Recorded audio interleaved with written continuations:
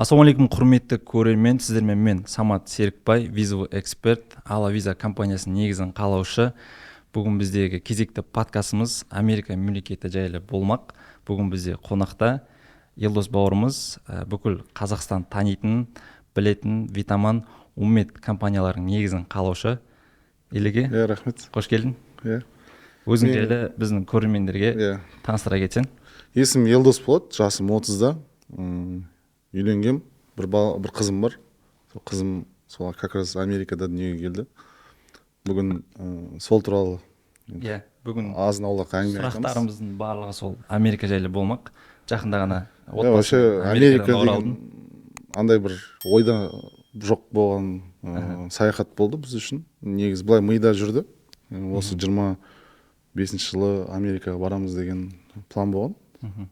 Сол Еуропада болдық 2-3 рет, содан кейін аяқ асты. Біз бір күні ойланған күннің ертесі күні Самат бауырым өзі жазып тұр, сенде кейсің нормально, Еуропада болғансың, давай визаға тапсырайық деді. Сонымен давай көрейік, бисмилля деп бастап, сол виза. Қателеспесем, осы 2025 мартта кіріп шықтыңдар интервьюға. Мартта кірдік, апрельдің 10-бірі кірдік қой. Апрельдің 10-бірі, как раз ол кезде президент әлі ауыспаған кезде ғой. Біз еще жаздық екенбіз. Ол кезде президенттер әлі ауыспаған кезде ғой, қателеспесем, Байден ауысып қойған кез ма? Отказдар шығып атты деді, рискованный деді. Өзің айттың, бір 22 елге барған, Америкада болған мықты кейстарға виза шығып жатыр деді. Сенде бір отказ болды өзінде, да, визадан? Жоқ, менде болмаған. Отказ болмаған, да? Бірақ бұрындары мен 2-3 рет берейін деп бермеген едім. Жалпы маған таңғалған адамдардың көбісі әйелі мен күйеуіне бірдей беру виза деген ол өте аз дейді да, сондай кейс. Бірақ қалаумен бізге екеумізге де берді, екеумізге де 10 жылға берді. Жақсы, күшті, керемет. Алла береке берсін. Сол интервью кезінде қандай сұрақтар қойған еді? Біздің көрермендерге пайдалы болатындай бір қандай лайфхактар айта аласың өзің бөлісіп? Негізі білмеймін, талай зат оқыдық, ютубта, инстаграмда анау дейді, тиктокта да көрдік. Бірақ на деле вообще басқаша. Просто киім, костюмшалар киіп бар деген бәрі өтірік сияқты. Шашты келмен қайырып ал дейтін ба? Біз жай просто бардық, киіммен бардық, қарапайым. Сұрақ қойды, цель визита дейді. Осылай саяхат, шопинг, тағы басқа деп жауап бердік. Одан кейін қай жерлерде болдың деді. Сол біз Еуропада болдық, Барселонада болдық, анда болдық деп. Үшінші сұрақ, қашан қайтасыңдар, қандай штаттарда боласыңдар деп. Сол біз қайтатын уақытымызды 2 апта 1 ай деп указ еттік. Обратный билетіміз, кстати, болған жоқ бізде. Тек таможняда сұрамадым обратный билет, таможня контрольда? Жоқ. Оған қазір айтам, бронь билеттер, ештеңе, отель ештеңе болған жоқ. Сол просто алды. И в принципе, былай сен кірген кезде саған бетіңе қарамайды андай. Просто компьютерге қарап отырады, цель визита. И білмеймін, по-моему, ана жақта уже сен барғанға дейін шешіліп қоятын сияқты, как будто. Негізі кейс қаралады да, тек соңғы решение точкасын дейді ғой. Сол интервью қойып отқан консул, яғни не істейді, шешім қабылдайды. Сол консул, по-моему, просто түріңе қарап адекватный, неадекватный дегенді ғана шешетін сияқты, а так ары қарай көп зат шешіліп тұрған сияқты. Уже кейсқа примерно виза вероятность беріп тұрады. Бір 70-30, 80-20 деген сияқты. Вам одобрено деген кезде ондай. Қоған кеттім. Түсінбейсің ғой? What? Такая what десем, жоқ деп қоятын сияқты сол андай. Сұрақ қойып қоймын деген сияқты. Сол әйтеуір бір қағаз берді, ақ қағаз. 3-4 күннен келесің. Уф деп шығып, риза болып. Содан кейін солай болды. Как раз сол кезде аяғы жүктеді әйелдің.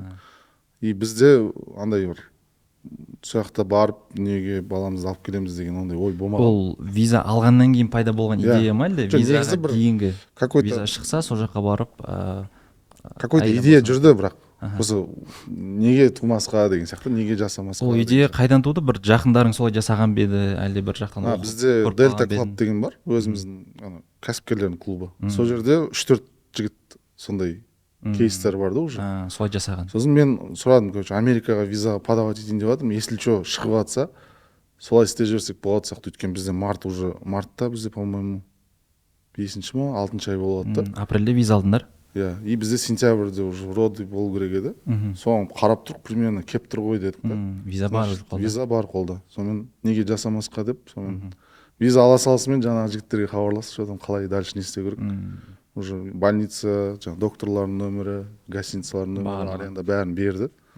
сөйтіп уже дайындалдық қой. апрельде виза алдыңдар, қайда да уже ұшқан едіңдер Америкаға? Біз 27 июль күні ұштық. 27 июль күні. 29 Нью-Йоркта болдық. Оға дейінгі процесс, яғни уже босанатын арнайы Оның бәрін уже мен дайындап, доктормен сөйлестім. доктор, акушер. Олардың предоплатасын жібердім. Сосын Майамида туамыз деп пландағанбыз. Майамида аренданың бірінші айын төледім. В общем, сондай дайындықтар болды. Задатықтан барлығы келісіп, барлығы частный неде.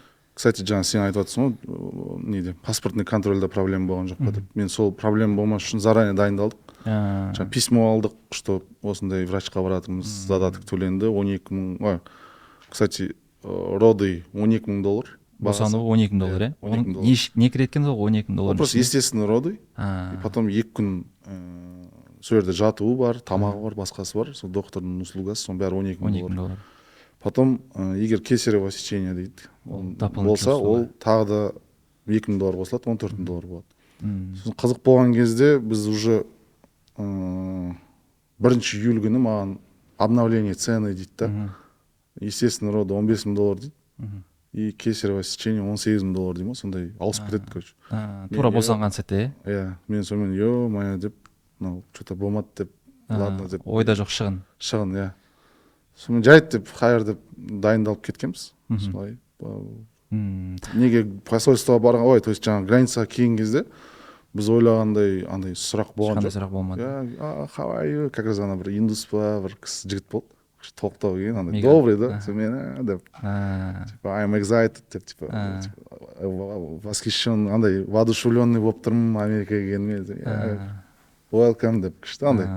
Сол жерде ұмытып кетті ойым ештеңе. Рейстер Алматы, Дубай, Америка болды. Кстати, Нью-Йорк, я. Сол Дубайдан Нью-Йоркқа ұшатын кезде біз ең соңғы болып отырдық, потому что неге? Бізді, короче, тексерді. Жаңа, еще тексерген кезде жай кеп, сіздер жүкті емессіздер ма деп сұрап, сосын енді осылай деп айтпай тұрдық, сосын айттық. Содан кейін докторға звондады, ол біздің разрешение керек ұшуға. Ұшуға алғанбыз біз. 7 айында, 7 ай ма? 7 айында ұшып отырдық қой. Соны тексеретін қағазын алды, короче, ананы алды. И бірдеңке дұрыс емес, по-моему, анақта біздің.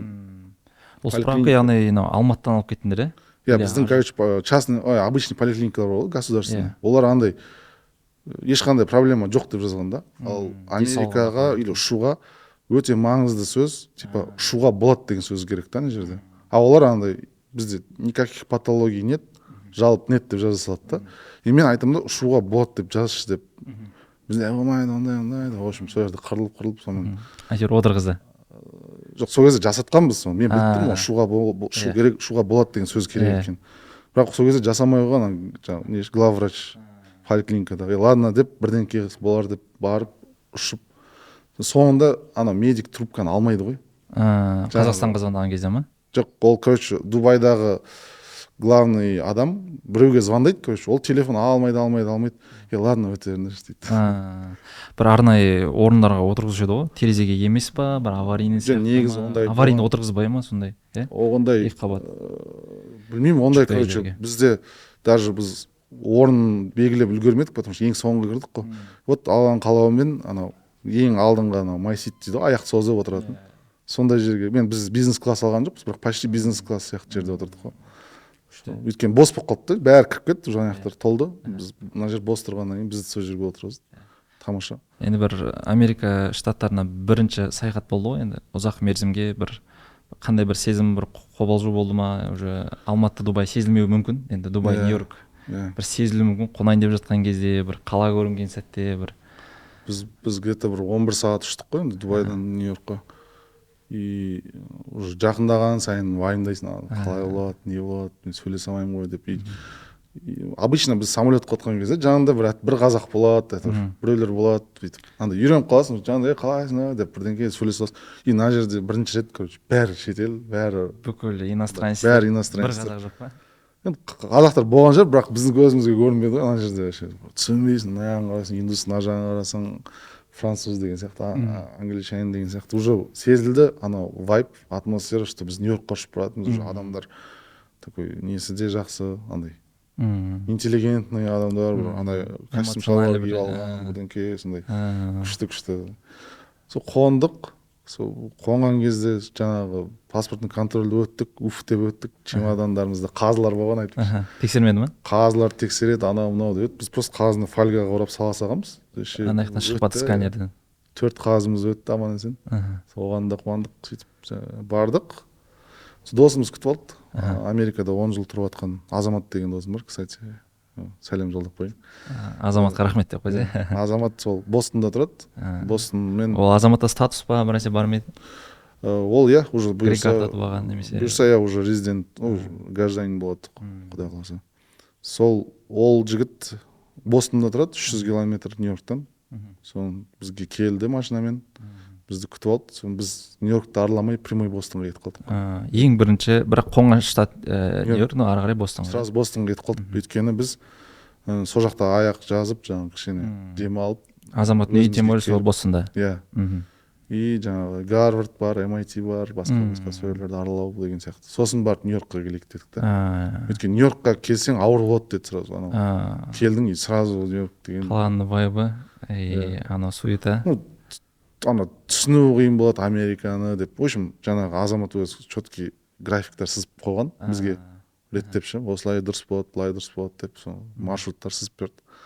Аллаға шүкір. Бостонда қанша уақыт болдыңдар? Бостонда біз 4 күн болдық. Сол 4 күннің ішінде өте керемет өтті. Бостон шағын ғана, әдемі, өте тыныш қала. Мен айтам, Нью-Йорк, LA бәрінен ұнаған маған Бостон. Ұнаған қалалардың бірі Бостон болды. Өйткені өте шағын, жаңағы мұхиты бар, бәрі интеллигентный адамдары да көрініп тұр. Өйткені топовый университеттердің орналасқан жерді.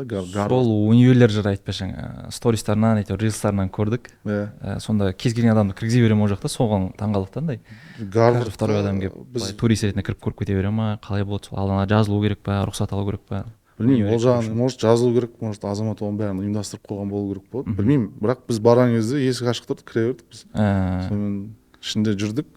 Негізі аудиторияларына, кабинеттерге кіруге болмайтын еді. Біз просто қазақ байске ғой біздікі. Ашып көресің. Не бар екен деп. Типа, ол жақта есік тұрса кіруге болмайды деген зат бар ғой енді. Понятие бар. Бізде енді ашып көресің, ашық болса көрейік. Жоқ болса тағырып көтесің. Жай көре салайық деп. Бір кісі айтты, не істеп жүрсіңдер деп. Жай просто тамашалап көріп жатыр едік, визуализация ертең.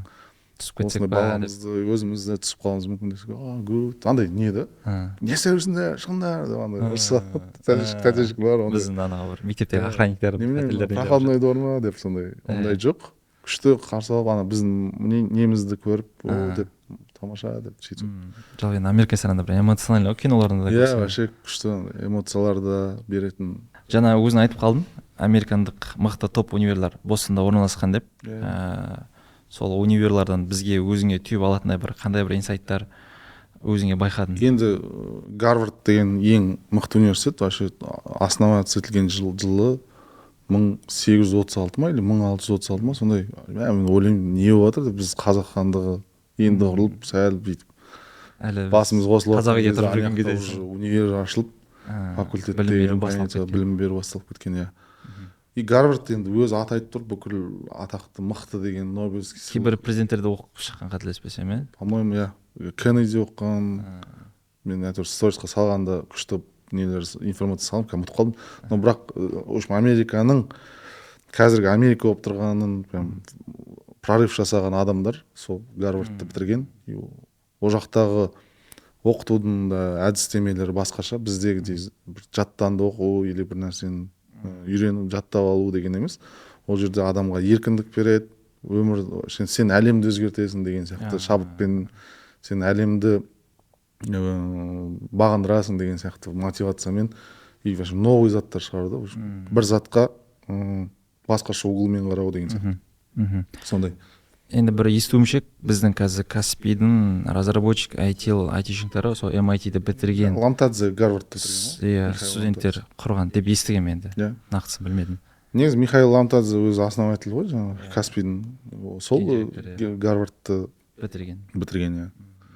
сондықтан Гарвард университетінен былай айтпай-ақ түсінуге болады. Төлемақы қалай екен жылына қанша мың доллар Гарвард Кстати, мен сол Гарвардтың бағасын білмедім, бірақ Стэнфордтың бағасын білген кезде, Стэнфорд Сан-Францискода ол $180,000 деді ма, сондай жылына. $180,000 теңгеге шаққанда бір 90 миллион 90 миллиондай болып қалады. Қоя сал дедім ғой. Негізі 4 жыл оқисың, ол мен қараған зат ол MBA. MBA деген ол бизнес не да, обучение, менеджмент. И сол сондай. А басқалар енді одан да қымбат болуы мүмкін, басқасы болуы мүмкін деген сияқты. Түсінікті. Одан кейін 4 күн Бостонда болғаннан кейін келесі қалаларың, келесі штаттарың қай қалалар? Біз Бостонда болдық. Бостоннан кейін жаңа неге бардық? Қазақтар көп пе екен Бостонда? Бостонда, кстати, қазақтар ондай көп емес. Көбісі жаңа университеттерде оқып жатқан болашақтың студенттері, көбісі сондай кісілер. Жаңа Азамат досың жайлы айтып қалдым.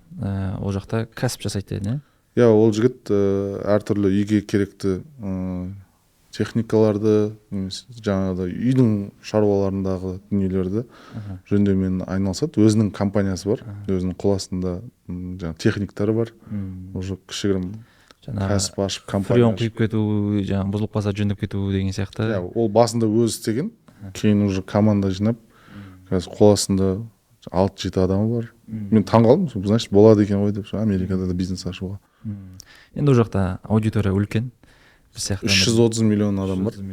И оның 70-80% платежеспособный. И ол жердегі сату деген біздегі деп сығып сатып до конца бару емес. Ол жақта наоборот андай более осознанный подход. Адамға қатты сен навязываться етсең ұнатпайды деген сияқты да. Жаңа рассылка жібересің, нені жібересің. Алса алмаса. Бірақ бір жақсы жері сен саған келіп сенің сервисің ұнаса, болды сенімен бірге дос болып қалады да, навсегда. Сенің нөмірін сақтап қойады. Сондай. Мысалы біздегі бір ол кәсіпкерлердің минусы ма или клиенттердің минусы ма білмеймін, бірақ бізде бағамен ұра береді да, мысалы сен визаң 100 мың теңге болса, басқа виза центрі 85 десе, соған кете салады да, сен хотя алдында сен көмектессең де дегендей.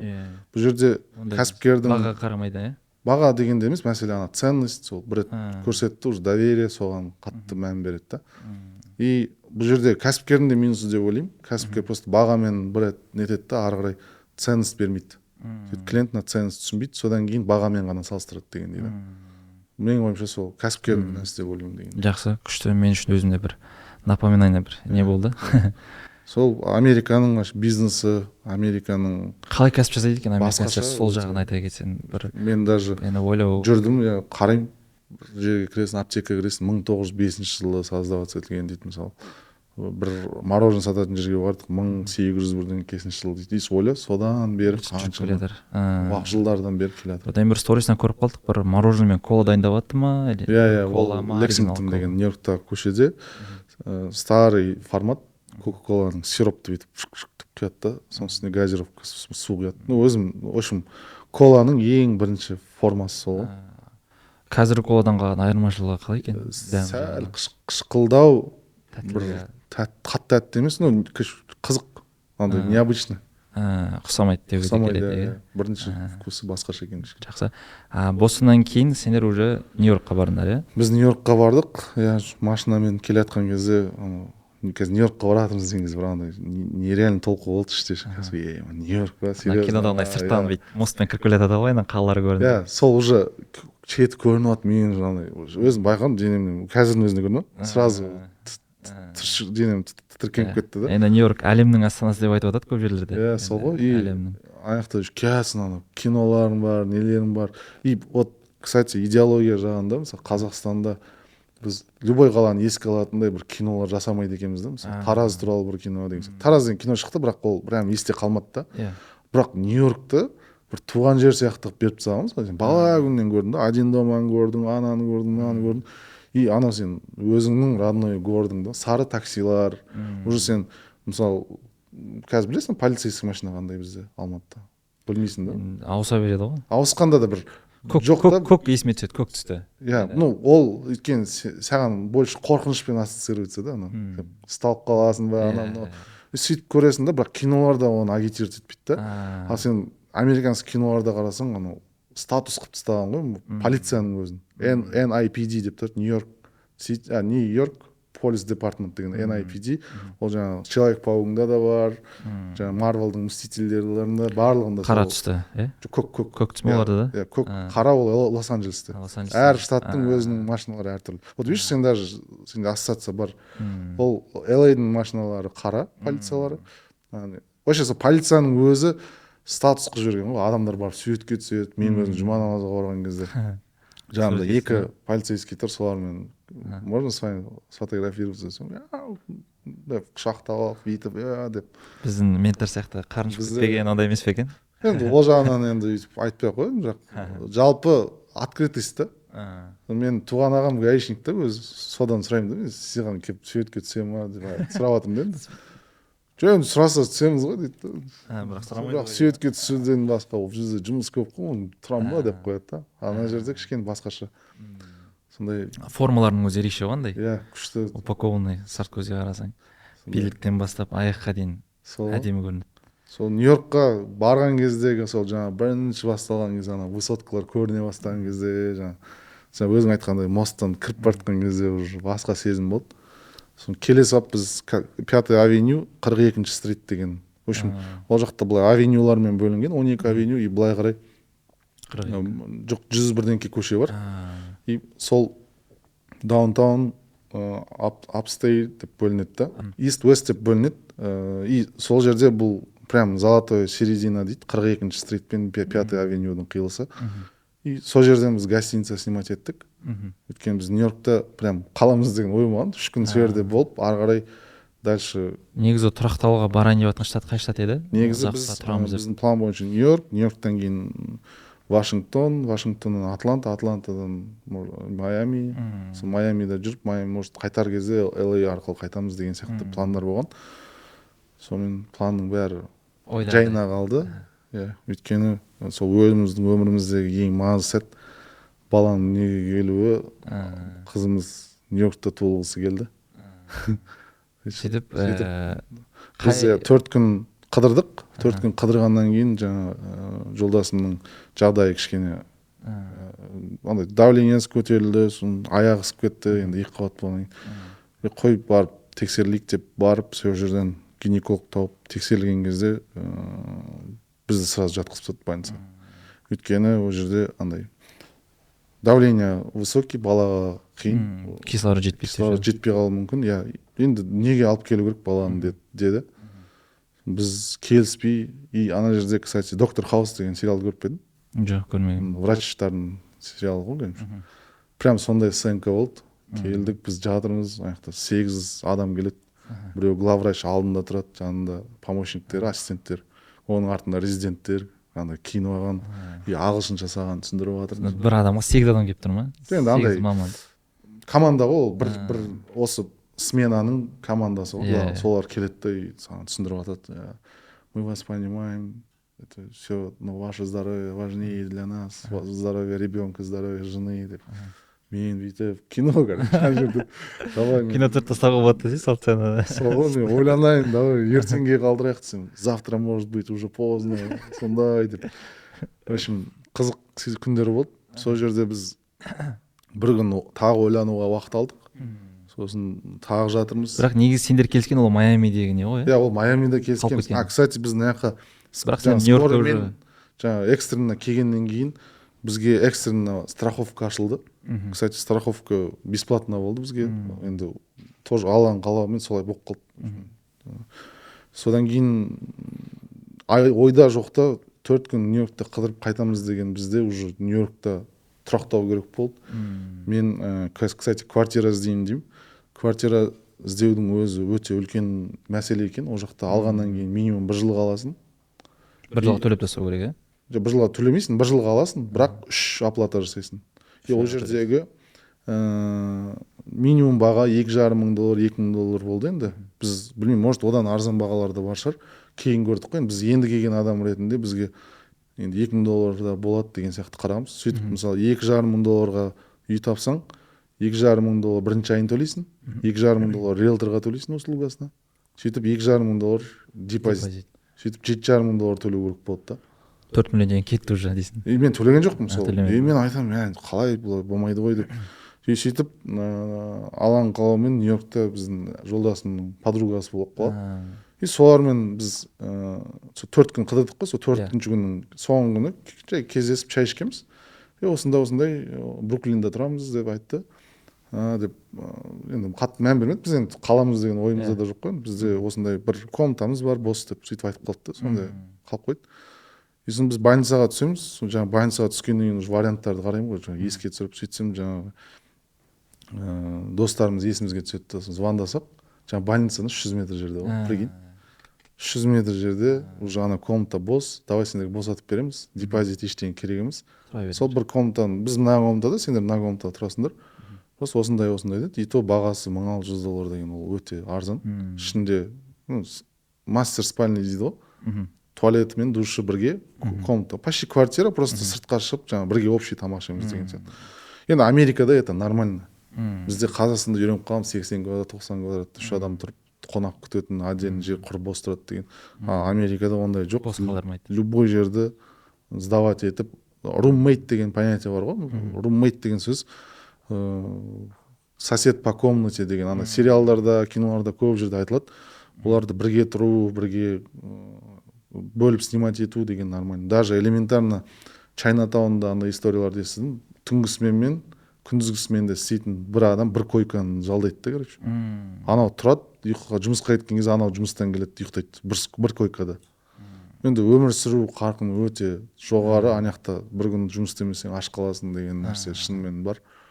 И барлығы кешке жақын метроға кірсең бәрі андай көздерінде оттер соңып қалған, бір рутинада, бір общий бір рутинада жүргенін байқайсың. Сол сезіледі үлкен қала болғаннан кейін. Енді қалада көп мигранттар қай елдікін байқадың? Кстати, Лос-Анджелесте мексиканецтер өте көп жүреді деген сияқты бір. Нью-Йоркта бәрі бар. Индустарда бар. Кстати, мен таң қалғаным, өзбектің диаспора өте мықты. Нью-Йоркта прям стористарынан көрген бір маркеттерде жүреді. Өздерін қойып тастаған, 3 Ташкент деген магазині бар. Нью-Йорктың қақ ортасында. Бруклинда бар.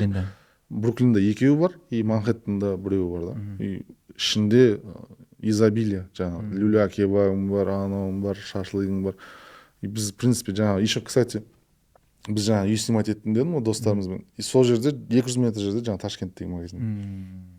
В принципе, Алла тағала өзі қалай реттестіріп берді дейсің. Бізге реттеп болғанын таң қалдым да мен. Тамақтан қиналасыңдар ма? Міне, оливьең бар, сельдь-под шубың бар, жаңағы даже бешбармаққайдың бар ғой, пловың бар. Бәрі жанында да. Барып келесің. И мынау тұрған жер больница тоже. Больница 300 метр, былай 200 метр сол. Мен еще жолдасыма енді тамақ апаратын кезде сол Ташкентке барамын, салып апарып свежий тамақ. Өзіміздің тамақтармен солай бір ай Бруклинда тұрдық. Сосын енді қызымыз сөйтіп 7 айлық болып неге келді. Тоже ол жақта өзінің қиындықтары болды. Сол врачтармен сөйлесу, басқа проверка. Енді өзің ойлап. Бірақ денсаулық аман есен. Бәрі Аллаға шүкір. Қазір міне кеше ғана 3 ай толды. Күшті. Сол келдік, жаңағы қызымыз туылғаннан кейін сол жақтағы жай Қазақстанда врачпен сөйлесу қиын ғой өзі. Түсіну деген сияқты. Аяқты ойлаймын, Америкада кабинетіне же кіру дейтініз. Проверкалары, же андай сені успокаивать етіп қояды. Мен, короче, әйелім енді кіріп кетті, неге родыға. Мен мына жақта тұрмын ғой, бір қара жігіттер, енді әртүрлі жігіттер жүрген іште. Солар көріп, мен бәрі жақсы болады, ондай мотивация жоқ қой. Рахмет деп қой, бізде ондай жоқ қой. Ондай үйренбегенсің. Әркім келіп бүйтіп, ондай бәрі дұрыс па деп. Енді бізде қазақбайшылықпен бала туылғаннан кейін енді өзім қалай отблагодарить ететінін білмей пицца заказ бердім, андай 4-5 штук беріп, коласымен алып келсем таң қалып жүр. Оларда ондай походу жоқ. Ондай жоқ па? Енді бізде рахмет айту деген сияқты бар ғой сондай. И мен сөйтіп апарып берсем, риза, аналар өйтіп, қол шапалақтап, кино, короче, жүрді. Қызық болды негізі. Бір есте қаларлықтай. Өтте, мынау осы біз болған Америкада 3 айымыз, білмеймін, андай ертеңден 60-70-ке келсек те еске айтып отырады. Ана Талас Стойло бір сөз айтты. Біз өзімізді даже Нью-Йорктың тұрғыны ретінде сезініп қалдық, өйткені қызымыз Нью-Йоркта туылды ғой енді. Енді біз де өзімізді еще Нью-Йоркта 2 ай тұрдық. бірінші ай Бруклин деген районында тұрдық. Содан кейін уже қызымыз жаңағы врачтарға баруы уже келесі айда болды да. Енді құр Бруклинде жатамыз ба дедік те. Бруклин өзі андай жер, жаңағыдай аласа үйлер и там рабочий жер да, андай прям қыдырып нететін жерлер алыстау болды. Бізге балаға енді парк керек болды, қыдыру керек болды. Андай Центральный парк сол Бруклинде ғой, иә? Жоқ, Центральный парк Манхэттенда. Манхэттенда ма? Сосын біз тұрдық та, ол жерде де бір қызық случай болды. Мен тұрамын да, жай телеграм, в общем, жилье в Нью-Йорке деген телеграм тауып алғам. Сол жақта отырдым. Манхэттеннан бір вариант шықса. Енді ойла, жаңағы история қайталанады ғой. Депозит бірінші ай, екінші ай деген сияқты. Бір айға ешкім бермейді саған. Но бірақ біз көрейік деп жазып отырмын. Бір кезде бір объявление шығады орысша. Осындай сдаваться етіледі деп. И мен жаза салдым, бір айға бересіздер ма, короче. И менде, короче, осындай ситуация, мен ары қарай Лос-Анджелеске кетемін. Бір айға берсеңдер, осындай тұрғымыз келіп жатыр дейді да. И ол да тұрады да, как раз мен онда 2 күннен кейін кетіп баратырмын басқа қалаға. И мен сдавать етіп үлгермеймін, біліп тұрмын дейді да. Онда как раз деймін да, сен да маған бер. Мен тұрайын. Иә, мен тұрайын. И сен сол бір айдың ішінде адам тауып үлгер да.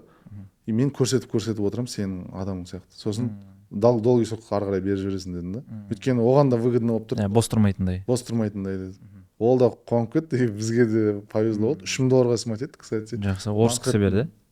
Иә, ненікі Якутияның басында қазақ екен деп отырмын, бізге ұқсайды екен, сөйтсем тілдері вообще басқа ма?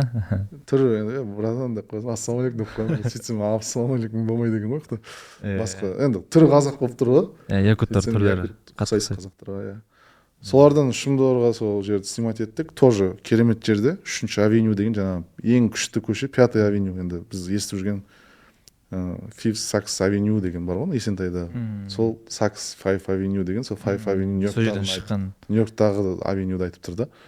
И 5-ші авеню уже сол жерде Централ парк басталады.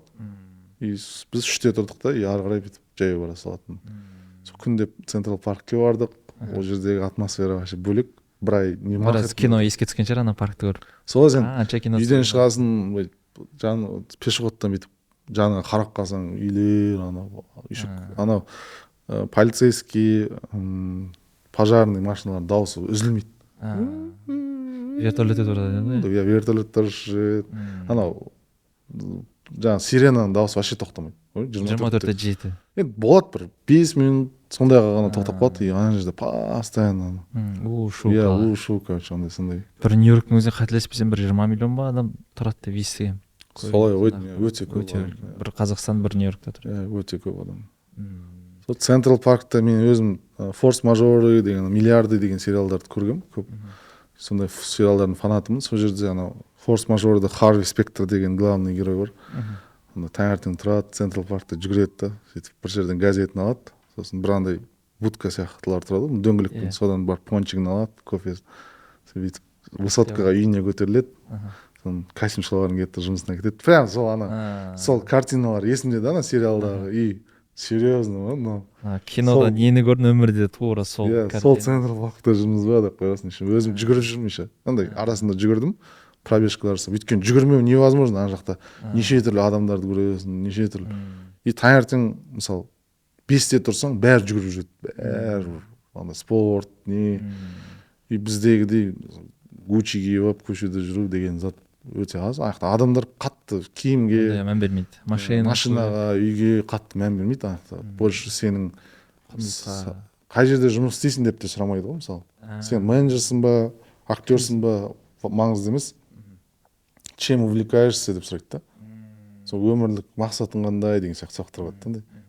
Типа, что тебя вдохновляет деп сұрайды да.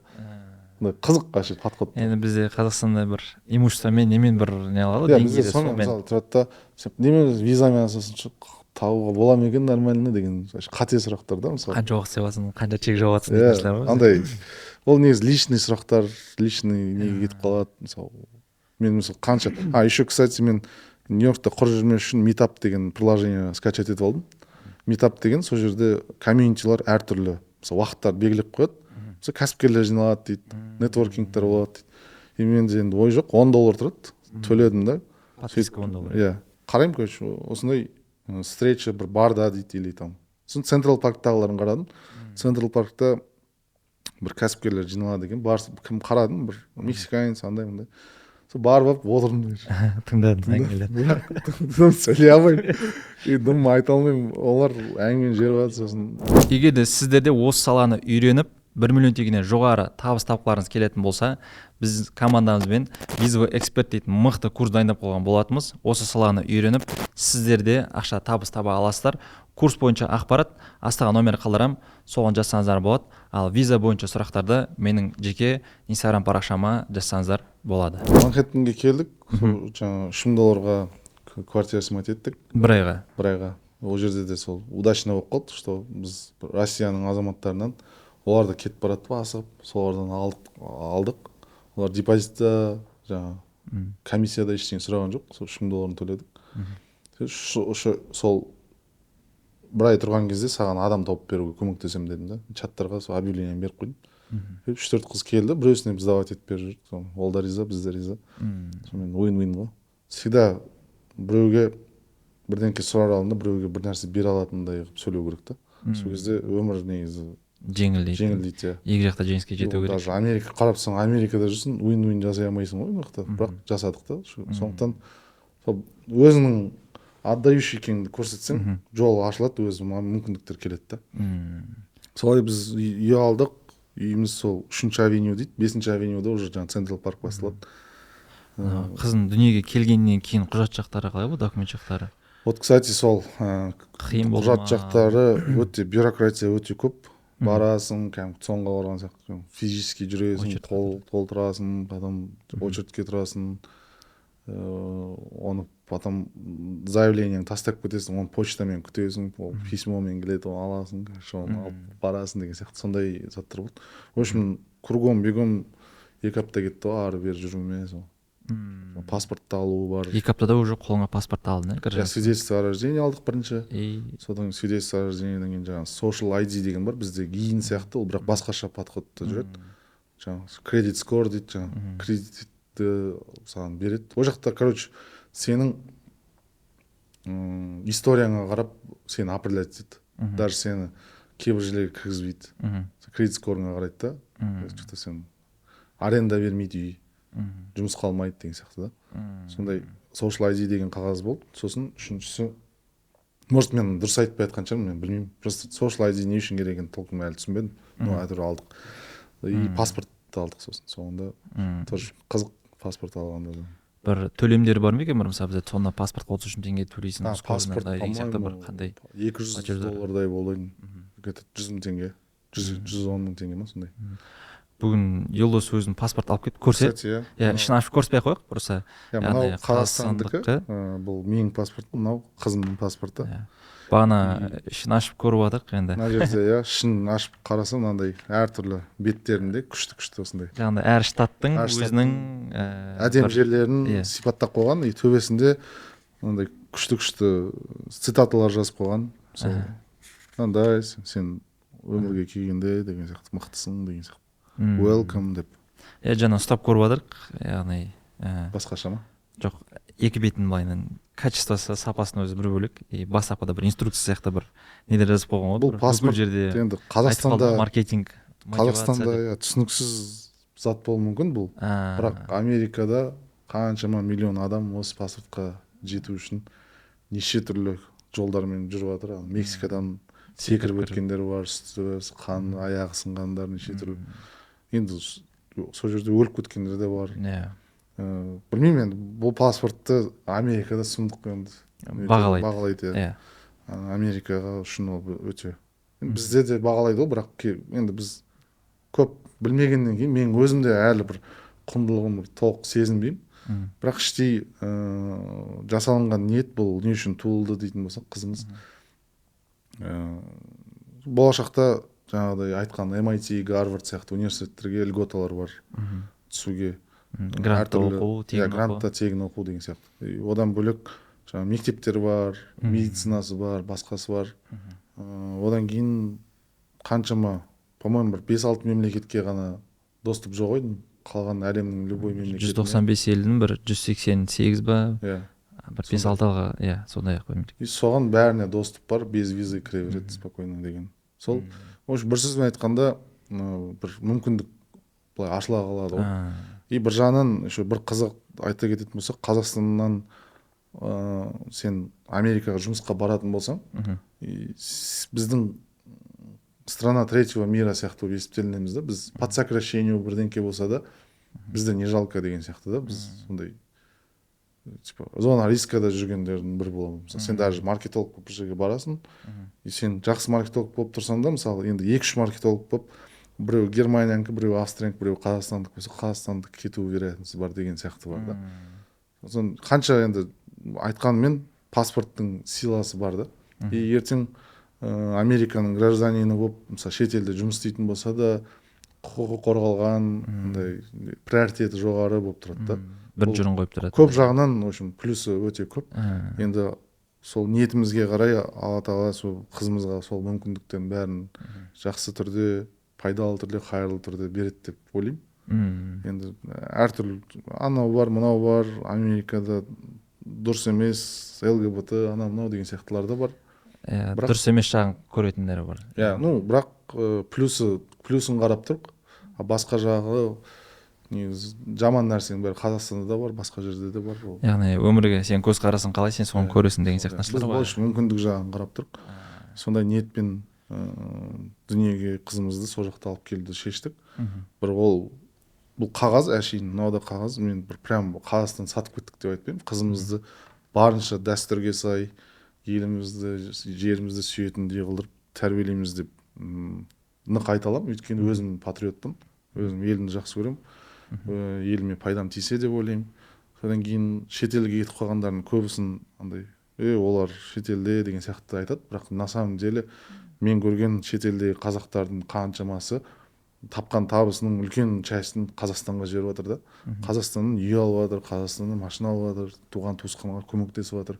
И мен чисто соған қуанамын. Өйткені сен зияның тигеннен гөрі пайдаң тию керек. Басқа елде жүріп еще. Пайдаң тимесе де зияның тимесін дейді ғой. Сол сияқты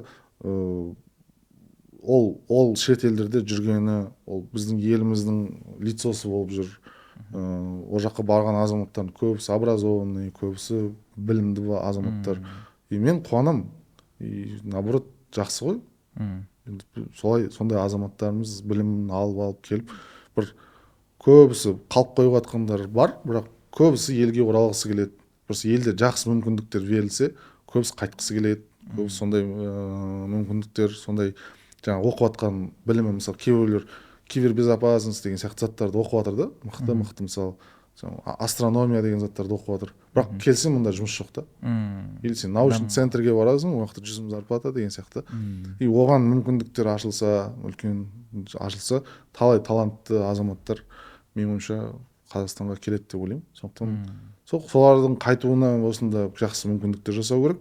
И плюс осындағы адамдардың сырттан жақсы білім алуына да мүмкіндік жасау керек. Менің ойымша ода тұрған ештеңе жоқ. Біздің азаматтар кетіп жатыр, мықты ұйымдар кетіп жатыр деп сол ой, сол сондай қазақтар шетелде жүргендер сол. В основном туған туысқанға ешкім ұтып кетпейді. Бізде ол табиғатымыздан берілген зат, ата-анасына жіберіп отырады, туысқанына жіберіп тұрады. Как минимум бір семьяға көмегі тиіп жатыр ғой. Енді целый Қазақстан бүкіл елге пайдасы тимесе де, сен өзің отбасыңа пайдаң тигізгенің, өзің отбасыңды асырағаның, менің ойымша елге үлкен үлес қосып жатсың деген. Әлемді өзгерту үшін бірінші өзіңді өзгерт, сосын отбасыңды, одан кейін төреңді түзе, өзіңді түзе. Нью-Йорк қаласында қанша уақыт тұрып, одан кейін ары қарай келесі қай қалаға, қай штатқа барған едіңдер? Сол Нью-Йоркта біз Бруклинде бір ай тұрдық, Манхэттенда бір ай тұрдық. Содан кейін біз уже енді кішкене қызымыз вещь жинап нормально болып қалды сонымен. Бірақ 40-нан шықты дегендей. Бірақ іште андай бәрібір баламен бүйтіп жүру дұрыс па, дұрыс емес па деп әртүрлі нәрселерді ойладық. Бір жағынан өзіміздің көңіл күйіміз жақсы болса, баланың көңіл күйі жақсы болса, біреудің мнениясына емес, өзіміздің самочувствиемізге қарай дедік та, сөйтіп Лос-Анджелес келіп тұрғаннан кейін Лос-Анджелес көрмесең, общий картина білінбей қалады сияқты, как будто.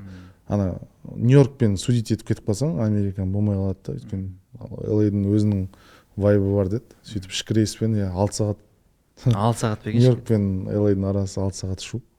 Соны ұшып бардық. Лос-Анджелес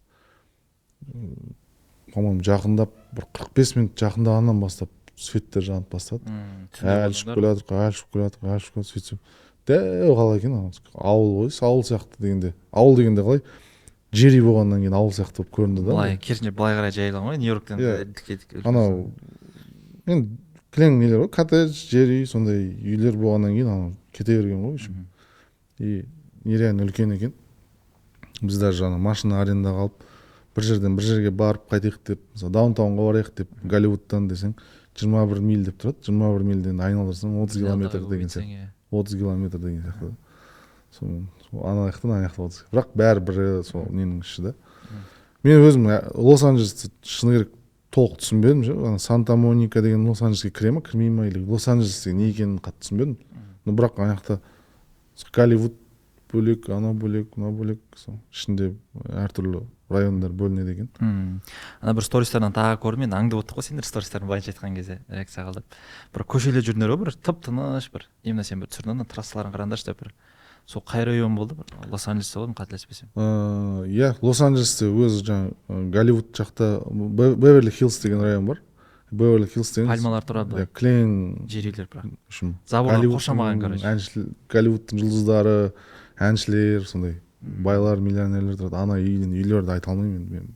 Өмірімде ондай үйлер көрмегенмін. Көзі ауыз ашылып қалды. Тып-тыныш бәрі андай. Приватный еще жауып қойған. Обычно Америкада үйлерін жаппайды ғой. Бірақ сол именно Беверли-Хиллзтың үйлері жабық. Дәу коттедждер. Кім тұратынын білмейсің. Қызық. Біз жүрдік, бір звезда көріп қаламыз ба деп. Шықпа ма деп алдымызда. Шықпаса ондай. Енді Лос-Анджелес город ангелов дейді, бір жағынан мигранттардың, бүкіл мигранттардың жұмыс жасайтын қаласы ғой. Өте көп мигранттар ол жақта. Біраз қазақтар достарымыз. Негізі бұрын мексиканецтердің жері болған ғой негізі. Тарих бойынша. Тарих бойынша. Ұтылып қалған, кері қарап сонымен шекараны бөлгеннен кейін американецтердің жері болып қалып кеткен. Лос-Анджелесте 3-4 күн болдық. Болғаннан кейін сол жаңағы ол жақтағы әртүрлі анау үйсіз адамдардың бомждарды көрдік, қатып қалған әртүрлісін көрдік. Бірақ анау айтқандай бір криминальный, қорқынышты деген зат жоқ. Қатты бәрі ұнады, бәрі күшті. Үйлері, вайбы, адамдар басқаша уже. Бәрі андай на релаксе. Санта-Моника деген жерде Венис бич деген жер бар. Сол жаққа бардық, вообще бөлек атмосфера, адамдары скейтпен сырғанап жүр. Далада тренажерный зал жасап қойған, далада қара жігіттер качаться етіп жатыр. Қызық үстілерінің андай. Кинолар жүріп жатыр, 50 Cent деген сияқты сондай бастарына Ван Дам көріп алған. В общем, күшті эмоция алдық. Даже сол LA-да жүргеннен кейін біз өзім мен IT бітіргем, IT университетін. Содан кейін IT университет бойы естіген Силиконовая долина, Кремниевая долина дегенді естідігіміз. Сол жердегі жаңа Google, Apple, Amazon, бүкіл IT компаниялардың орналасқан жері. Соны көп естігенше бір рет көрейік деп машина алып 300 километр ғой. Сол машинамен бардық. Лос-Анджелестен. Досым бар, әйелі бар, оның қызы бар, біз бар, сонымен 2 кішкентай бала, 4 взрослый, бір машина алып сол неге бардық. Компанияларды аралауға, Сан-Франциско. Сол Сан-Францискоға барған кезде сол жолдан неге бардық? Сол Силикон долинаның ішінде жүрдік, атмосферасы вообще күшті, бөлек тып-тыныш, в общем, дорого, богато екен көрініп тұр. Бірақ адамдар ана жерден де каждый второй емес, каждый третий, четвертый, может, қалталы азаматтар шығар, бірақ ондай бір вайп сезілмейді, бәрі қарапайым, машиналар да қарапайым деген сияқты. Біздегі приоритеттер мен Америкадағы приоритеттердің вообще басқа екенін түсінесің да. Сол жерде Google'дан адам тауып, Google'да жұмыс жасайтын. Қазақтар бар ма екен сол Google'да? Бар, бірнеше қазақ бар екен. Істейтін. Біздің енді группаластарым ішінде Google'да істеп кеткен жігіттер бар, солар арқылы связьға шығып, сол жақта Қуаныш деген жігітке рахмет, сол бізді көрсетіп, экскурсия жасап, Google үшін көрсетті. Бірақ шын видеоға түсіруге болмайды екен, бірақ алған әсер бөлек. Енді Google'да бір сторисінде салдың ғой, 180 мың деді ма, қанша мың адам жұмыс жасайды деп, 18 мың ба? В общем, әлемнің 6 точкасында бар ғой, Польшада бар, басқа жақтарда бар, офистары бар. Үлкен компания. Ең көп жүктелетін нелердің бірі Google. Иә, сол. И ол жерде барып, мен енді ойлаған, біздің представление всегда андай ғой, негізі көп естіп жүргенше бір рет көр дейді ғой.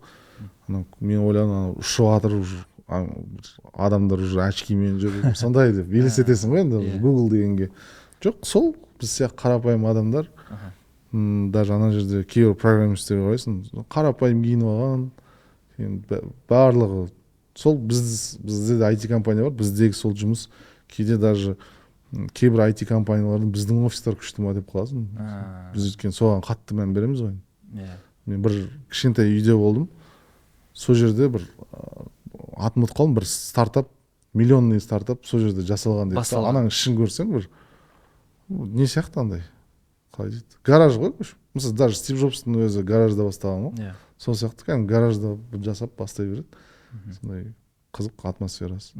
Сол 6 айдың ішінде Нью-Йорк, Бостон. 3 ай. 3 ай болдыңдар, иә? 3 айдың ішінде. Қателеспес 3 ай. Осы 3 қалада болдыңдар, 3 штатта. Пенсильвания деген штатта болдық, Филадельфия. Ол Лос-Анджелестен кейінгі барған штаттар. Филадельфия деген қалада болдық. Жоқ қозғалыс. Нью-Йоркта жүрген кезде бардық. Жақын Нью-Джерсиде болдық. Мен тоже вертолет қошқан кезде. Нью-Йорктың үстінен, Манхэттен үстінен ұшатын кезде, сол Нью-Джерси деген штатқа барып, сол жақтан отырасың да. Сол былай енді тип қашқан, сол Нью-Джерси мен Филадельфия. Американың топ барлығы баратын керекті штаттар мен қалаларына. Бірақ сол Майамиге бара алмадық, Техасты, сол жақтарды көре алмадық. Бірақ енді 10 жыл визамыз бар, қызымыздың паспорты бар. Енді біз билет алып жиі барып тұрамыз деп ойлаймын енді, Алла қаласа. Жақсы. Бір Америка бір есте қалатын бір қандай бір оқиғалар болды, бір қызықты бір болады ғой бір. Америкадағы енді ең қызық жер сол жаңағы больницада болған кездер ғой, сол. Есте қаларлықтай. Врачтармен сөйлесу, әртүрлі анализдерді айтып жеткізу, мысалы бізде давление болып жатыр деген, blood pressure деп мысалы blood деген сол қан, pressure деген давление, сондай сөздерді де білмейтінбіз. Үйреніп сияқты. Бір 3 айдың ішінде бір ағылшын деңгейі кішігірім болсын бір деңгейі өскен шығар. Енді қатты өсті деп айта алмаймын, бірақ мен өзім енді көп практика болады ғой. Сөйлесе аламын. Былай енді прям идеальный күшті сөйлем құрайын деп айтпаймын. База ғой. Әйтеуір өзіме не керек соны айтып жеткіздіре аламын. Бірақ Америкада сол 3 ай жүргеннің үлкен бір плюс болғаны, анау произношениялардың дұрыс естілуі, уже сен құлағың үйренеді да анаған. И мысалы мен уже соңғы айларда уже ютубта просто ағылшынша видео тұра беремін, уже тыңдап түсініп отыра бересің деген почти сондайға жетіп қалдым. Бір фермаға барған едіңдер ғой, Пенсильванияда ма, иә?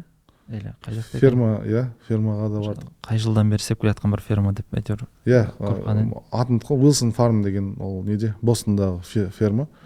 Тоже жаңағы атасы ашқан, баласына берген, немересі уже басқарып жатыр ма сол ферманы, сондай өте күшті атмосфера. Кстати, еще біз енді мал шаруашылығынан мықтымыз дейміз. Сол жаңағы неге Сан-Францискоға бара жатқан кезде оң жаққа қарасақ бір қап-қара болып жатыр да бір нәрсе. Әлі келе жатыр. Мен түсінбей отырмын да. Не болып жатыр деп. Сөйтіп телефонымды аламын, бүйтіп сторисқа түсіремін де, бүйтіп увеличить етсем. Кәдімгі сиырлар ғой, бұқалар. Көресіз? И анау бір 20 мың ба бұқа. Примерно нереально үлкен. И анау 2-3 километр жүріп, 4-5 километр ма қанша білмеймін, біз 120-150 мен келатырық. Әлі түсіп келеді, әлі келеді. И қап-қара болып отыр да.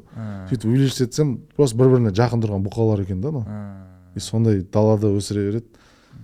Ранчо деуші ме нелерін? Может, сондай мал өсіретін жағынан енді өте тоже сауатты, жаңағы егін егу жағы да өте сауатты, поливальный системалары бәрі. Мен өзім сондай заттар қызығамын, тоқтап ерінбей қарадық та.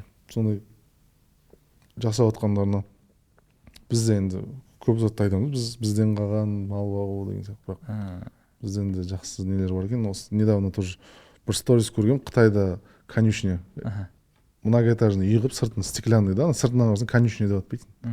Бірақ бизнесте сияқты. Бизнесте сияқты, бірақ іші ат қора да.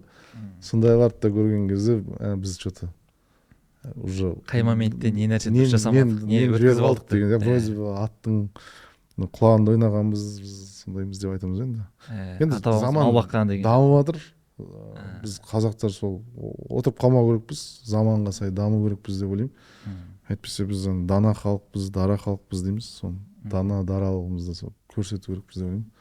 Сөзбен ғана емес, әрекетпен бекітіп. Мықты батырлардың ұрпағымыз дейміз бе өзімізді. Ұрпағымыз демей, біз мықты батырлармыз деп айтатындайға әрекет. Қазіргі заман батырларымыз. Чтобы ертең біздің балаларымыз біз осы батырлардың ұрпағымыз деп айта алатындай. Әйтпесе біз аталарымызбен көп мақтанамыз да өзімізбен мақтанамай жүрген сияқтымыз. Как будто өзім, бұл өзіме жеке айтылған әңгіме. Өзім солай қабылдаймын. Өйткені енді айтамыз ғой енді. Ата бабамыз мықты, Қабанбай, Балғынбай деп, Райымбектің ұрпағымыз деп. Бірақ біз кімбіз деген сұрақ та. Біз де біреуге сөйтіп айтатындай үлгі болатындай азамат болу керекпіз. Енді осы уақытқа дейін қанша елде болды, 20-дан аса елде болды ғой. Арасынан енді әңгімені тыңдап отырсам, ең қатты ұнаған, өзің ерекше бір әсер қалдырған, сол Америка сияқты деп ойлаймын енді. Иә, Америка бөлек. Негізі мысалы Нью-Йорктың өзіне барсаң, әлемнің бүкіл точкасында болған сияқты сезім береді. Өйткені әртүрлі мемлекет, әртүрлі адамдар, әртүрлі культуралар. Мысалы кішкентай жерінде Чайнатаун бар, кішкентай жерінде Литл Итали бар, кішкентай жерінде Кореяның өзінің бір угологы бар. Қызық та, өзбектердің өзінің бір несі бар, районы бар, орыстардікі бар. И сен ана жерде Нью-Йоркта жүрсең, полный әлемді көрген сияқты ощущение көресің да. И сондықтан Американың сол жері ұнады. Адамдар ашық, адамдар бір постоянно саған мотивация айтып қояды, бірдеңе, бәрі дұрыс па деп, көңіл кең болмай тұрса, зачем оған мысалы, бірақ сондай сұрайды. И сол Америкадағы ең үлкен нәрсе қызықты.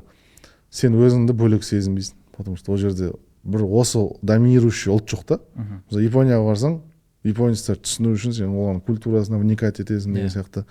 Қытайға барсаң да бір Қытай болып кете алмайсың. Бірақ Америка бар, американец болып кете алатын көзім жетті да. Сен бір вайб береді, саған бір мотивация береді. И сені ағылшынша сөйлей алмай жатып, ойың жеткізе алмай жатқанға ешкім осуждать етпейді, ешкім ештеңе демейді. Как будто сен свойсың да жерде.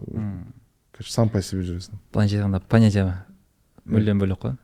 Просто ана жерде бір ұлт болмағаннан ана жақта бәрі бірдей, и бәріне тең құқық, и барлығы өзім елім деп айта алады деген сияқты ғой.